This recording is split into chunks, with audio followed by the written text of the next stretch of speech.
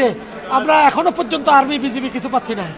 আমার হাত দুটা চাপ দিয়ে তারা করছে, আমার অসুস্থ হাতে প্রত্যেকটা ছাত্রকে দা দিয়ে কোপাচ্ছে, সব দিকে কোপাচ্ছে। এটা কোন জায়গাতে আছি আমরা? আমরা আমাদের ছাত্রদেরকে উদ্ধার করার জন্য বলেন, আপনারা সব জায়গায় বলেন, আমরা ওদের তুলনায় অনেক ভালো আছে। আমাদের ভক্তরা আহত, আবার প্রভিসি একাডেমিক আহত, আমাদের সকল শিক্ষককে মারছে, আমার সকল ছাত্রদেরকে মারছে, কন্টিনিউ মারতেছে, এখনো মারতেছে। আমরা মেডিকেলে জায়গা দিতে পারতেছি না। সিটাং মেডিকেলে আমরা 3টে গাড়ি বানাইছি, এখানে আমাদের 400-500 ছাত্র এখানে আহত হয়েছে। আমাদের ছাত্রদের আমরা কোন জগতে আছি? সকল ছাত্রলীগের ক্যাডাররা, সকল বড় বড় ক্যাডাররা এখানে ঢুকে ঢুকে হেলমেট পরে তারা আমাদের শিক্ষার্থীদেরকে মারতেছে।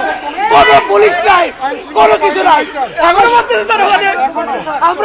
আমরা জিওসির সাথে কথা বলেছি, স্বরাষ্ট্র উপদেষ্টার সাথে কথা বলেছি, মাননীয় প্রধান উপদেষ্টার দপ্তরে কথা বলছি।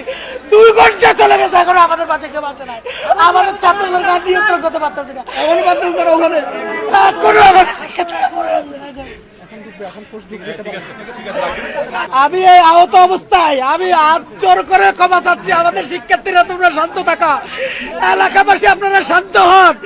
আমরা এখন আর্মি বিজিবি আসতেছে, আমরা এই বিশ্ববিদ্যালয়ে আজকে এত বছর ধরে আছি। এই গ্রামের সাথে আমাদের সম্পর্ক ছিল, এটা অন্য একটা কুচক্র চলতেছে।